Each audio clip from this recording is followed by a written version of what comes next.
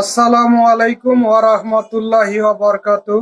এই যে আমার উপরে, আমার মাথার উপরে যে পোস্টটা দেখছেন, হাবিব এই পোস্টটা করেছে।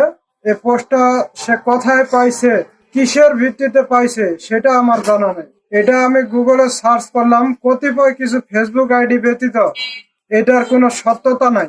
ইউটিউবে সার্চ করেও তেমন কিছু পেলাম না।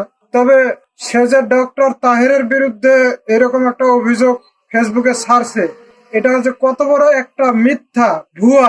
এইরকম ভুয়া লোকজনের কথা আপনারা শুনবেন না। কারণ কি ভাই, আপনাদের দেখায় কিছুদিন আগে ডক্টর তাহের বলেছিলেন ঔষধ কোম্পানিদের বিরুদ্ধে, যে ঔষধ কোম্পানির প্রতিনিধিরা ডাক্তারদেরকে প্রতি মাসে একটা টাকা দেয়, যার কারণে ডাক্তাররা ঠিকমতো সেবা দিতে পারে না বা সাধারণ রোগীরা এখানে হয়রানির শিকার হয়। তো ভাই, কথাটা কি মিথ্যা?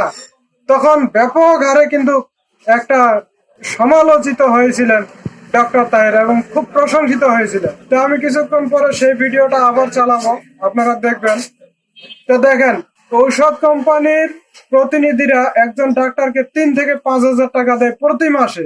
তো সেই হিসাবে একজন ডাক্তার কোনো কিছু না করেই, সে সেবা না দিয়েও প্রায় 50 থেকে 60 হাজার টাকা, 70 হাজার টাকা সে কিন্তু বেতন পায়, শুধু বসে থেকে কলমের খোঁজায়, তার কোনো কাজ নাই। এই কথাটা তো মিথ্যা না, এটা একবারে 100% সত্য।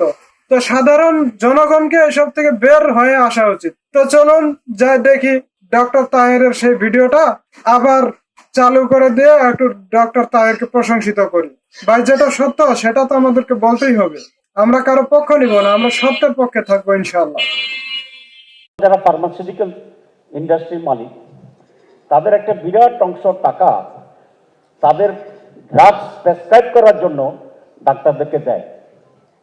এবং আমি দেখি যে কাড়াকাড়ি শুরু হয়ে যায় যখন পেশেন্ট, আমি ডাক্তার দেখায় বের হই।